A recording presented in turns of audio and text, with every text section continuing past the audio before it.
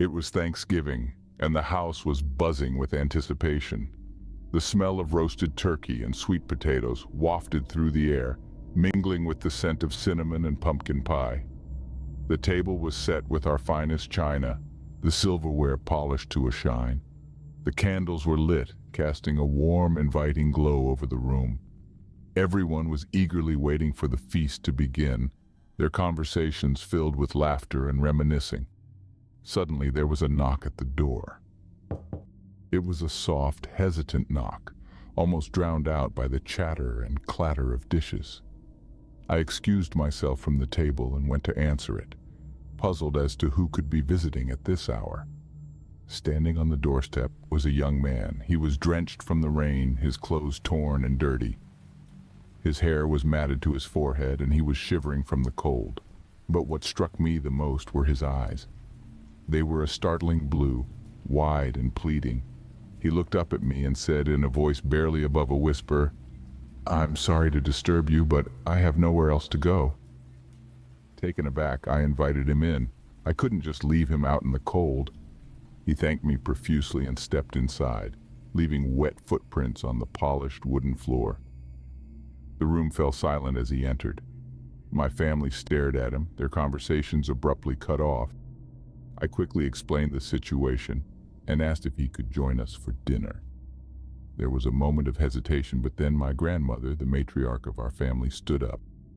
She walked over to the young man, took his hand, and said in her firm, commanding voice, "No one should be alone at Thanksgiving." As we sat down to eat, the man's demeanor changed. His eyes darted around the room, taking in the expensive china, the silverware, the antique furniture.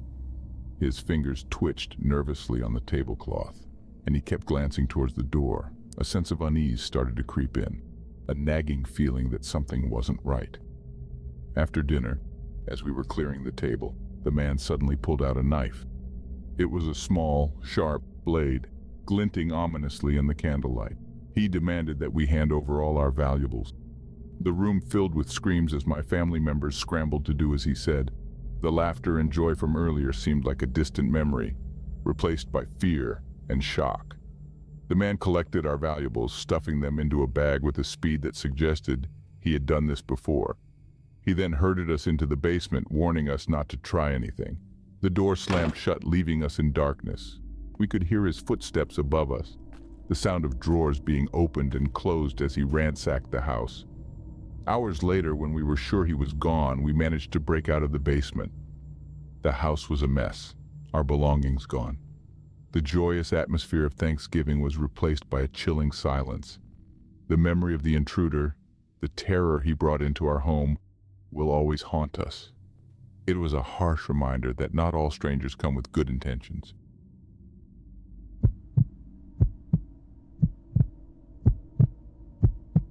It was Thanksgiving, a time of gratitude and family gatherings. I found myself driving down a desolate stretch of highway, heading towards my family's annual celebration. The sun had just set, painting the sky with hues of orange and purple before surrendering to the encroaching darkness. The road ahead was bathed in the soft, comforting glow of my headlights, the only source of light in the vast expanse of the night. Suddenly my car jerked as I hit the brakes. A massive tree, perhaps a victim of the harsh November winds, had fallen across the road, blocking my path. It was an unexpected obstacle on my otherwise routine journey. I stepped out of the car, the chill of the November air biting through my coat. I walked over to the tree, its size more apparent up close. I had hoped that I might be able to move it, but it was far too heavy. As I stood there contemplating my next move, I felt a prickling sensation on the back of my neck. It was as if someone was watching me. I turned around quickly, but there was nothing there. Just my car, sitting alone on this empty road, its headlights casting long shadows.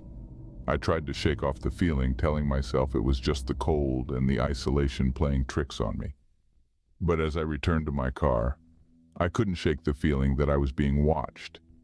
Every rustle of the wind, every crackle of dry leaves made me jump. It was as if the very air was charged with an unseen presence. I decided to call for help, but as I pulled out my phone, I realized there was no signal. I was completely cut off. The feeling of being watched intensified, and I could swear I saw movement in the trees out of the corner of my eye. I decided to get back in my car and wait.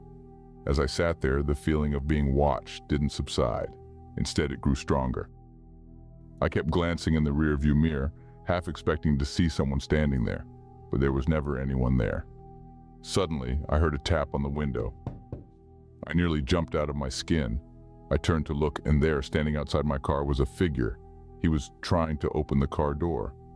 I quickly locked the doors and started honking the horn, hoping to scare him off. But the guy didn't move. He just stood there, staring at me. I can't see his face, but I can feel his eyes on me. My heart's pounding so loud I can hear it. Then he reaches into his pocket and pulls out something shiny. A knife. I'm ready to ram the tree if I have to, but then I see flashing lights in the distance. The guy turns, sees the lights, and bolts into the forest. The cop shows up and I tell him everything. The figure, the knife, the fear. He listens, calls a tow truck to move the tree, and I wait in the cop car. Even after all that, I still feel like I'm being watched. And every Thanksgiving, when I drive down that same stretch of highway, I can't shake the feeling that something's watching me.